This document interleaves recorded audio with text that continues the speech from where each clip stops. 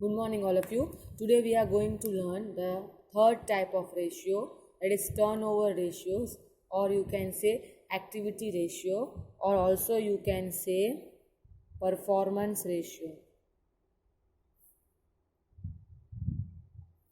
The answer of this ratio will always comes in times. Now in this you are having four categories: inventory turnover ratio, or you can say stock turnover ratio because inventory means stock. Then it is trade receivables turnover ratio. Trade receivables means debtors, so you can say it is debtors turnover ratio. Then trade payables turnover ratio or creditors turnover ratio, and last is working capital turnover ratio. Now today we will learn in detail about inventory turnover ratio. Inventory turnover ratio, or you can say stock turnover ratio. Now the formula is cost of revenue from operation, which is also called cost of goods sold. This name you have already learned in your 11th standard in financial statement chapter. But now onwards in company accounts we will call COGS as cost of revenue from operation. Revenue from operation means sales. That's why it is cost of sales, means cost of goods sold upon average inventory. Now what does this ratio shows?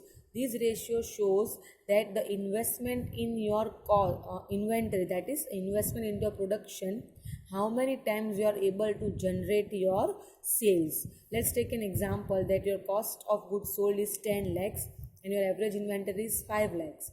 So your answer is 2, means 2 times. It means from this much cost, 10 lakhs, you are able to generate your sales 2 times. Now a high ratio shows more sales are being produced by a rupee of investment in inventory.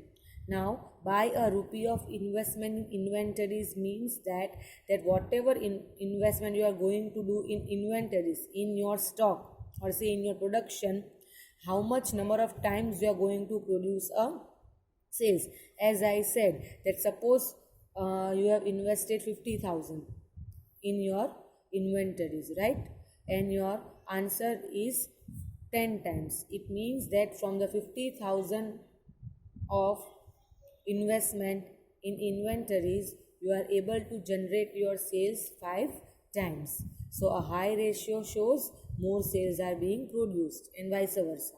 If your answer is low, it means that low sales are being produced by a rupee of investment in inventories. But keep one thing in mind that a very high ratio is also not good. Why? Because a very high inventory ratio shows over trading and it may result in working capital shortage. Now over trading means that if your answer is very high, it means that you are converting in sales a huge number of times. It is also not good because if you will convert your production into sales, no stock will left, and stock is a part of a working capital. मतलब कि आप अगर जितना produce किया है ज़्यादा cell कर रहे हो, मतलब आपके पास स्टॉक कम पड़ा है, एंड स्टॉक तुम्हारा करंट असेट्स में आता है, और current asset is a part of working capital. मतलब करंट असेट में स्टॉक है, मतलब स्टॉक कम है तो करंट असेट्स कम होंगे और उसकी वजह से तुम्हारा वर्किंग कैपिटल का शॉर्टेज रहेगा. That's why a very high inventory turnover ratio shows over trading. मतलब आप ज़रूरत से ज़्यादा सेल कर रहे हो और स्टॉक में कम बचा के रख रहे हो. अगर स्टॉक में कम बचा के रखोगे मतलब आपका वर्किंग कैपिटल का शॉर्टेज रहेगा आपको. कैसे? बिकॉज स्टॉक करंट असेट्स में आता है और करंट असेट्स तुम्हारे वर्किंग कैपिटल में यूज होता है. Current assets minus current liability. And as I said, a low ratio means inefficient use of investment in inventories, over investment in stock and accumulation of inventory. अब लो ratio means कि आप कम cell कर रहे हो, और कम cell करेंगे मतलब reverse situation होगी कि आप इन्वेंटरीज में इन्वेस्टमेंट ज़्यादा कर रहे हो, मतलब आपके पास क्लोजिंग स्टॉक ज़्यादा है. Over investment in stock and accumulation of stock meaning is same कि आपके पास स्टॉक बढ़ता रहेगा, और ये भी अच्छा नहीं है. That's why a low ratio is also not good and a very high ratio is also not good. You should be having a reasonable ratio. Now let's talk about their its items, that is how you will find cost of revenue from operation, that is cost of goods sold, and average inventory. Now for this cost of revenue from operation, you have to go back to your 11th standard concepts of financial statements. In that we have already learned how to find cost of goods sold. This formula: opening stock plus net profit purchase plus direct expenses minus closing stock. This is a trading account, right? Opening stock you are writing on the debit side of trading account, you are writing net purchase on the debit side of trading account, and you are writing direct expenses on the debit side, and closing stock you are writing on the credit side. So if you remember, with the help of this formula we were able to find cost of goods sold. So same formula will be helpful to you for finding cost of goods sold. Now direct expenses, you must be forget about direct expenses. Which expenses comes under direct expenses? All expenses related to purchase and production, like wages, then carriage inward, freight inward, only inward, not outward, because inwards are your direct expense and outwards are your indirect. So don't take outward, only inwards expenses and wages and whatever related to your production and purchase. Then you are having another formula. Now this is we have learned in your current P&L statement, in this year's P&L statement. If you remember, in your P&L statement, in the head of expenses, you are having first three heads: cost of material consumed, then you are having purchase of stock in trade, and then you are having change in inventory. So if you will add first three heads, and in that if you will add direct expenses, you will get cost of goods sold, or you can say cost of revenue from operations. Now this you have already written. Once you open your classwork notebook, in that P&L statement you have written, you have made one bracket and there you have written cost of revenue from operation. Now you are thinking that which formula you have to use when. Now see, it's totally depend on the question. If in your question this type of information, purchase and direct expenses, this type of information given, use this formula.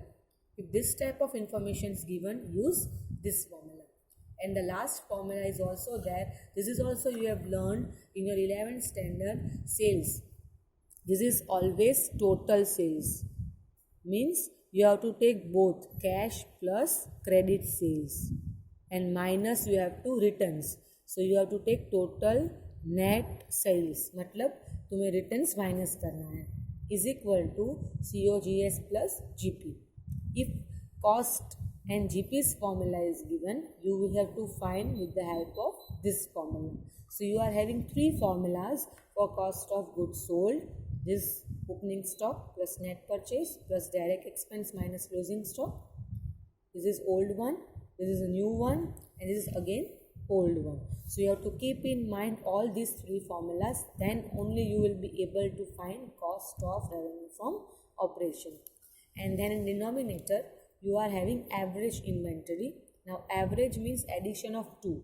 Inventory means stock. You are having two types of stock, opening and closing. So opening inventory plus closing inventory divide by 2. You will get your average inventory. Now you have to keep one thing in your mind while doing inventory turnover ratio. If cost of goods sold is not given or not able to find from any of the above formula, मतलब कि इसमें से कोई भी formula में से आप cost of good sold find नहीं कर पा रहे हो आपके क्वेश्चन में, तो instead of COGS sales, that is revenue from operations can be taken. मतलब COGS की जगह पे आप सिर्फ सेल्स भी ले सकते हो, but only when you are not able to find COGS नहीं मिल रहा है तो ही. अगर मिल पा रहा है तो तुम्हें वही फॉर्मूला यूज़ करनी है, अदरवाइज उसकी जगह पे you can take revenue from operation, and in that case your formula will be this, revenue from operation upon inventory. ये तभी, अगेन आई एम रिपीटिंग, ये फॉर्मूला तभी यूज़ करनी है अगर आप COGS फाइंड नहीं कर पा रहे हो, या इससे या इससे, then only you have to use this formula.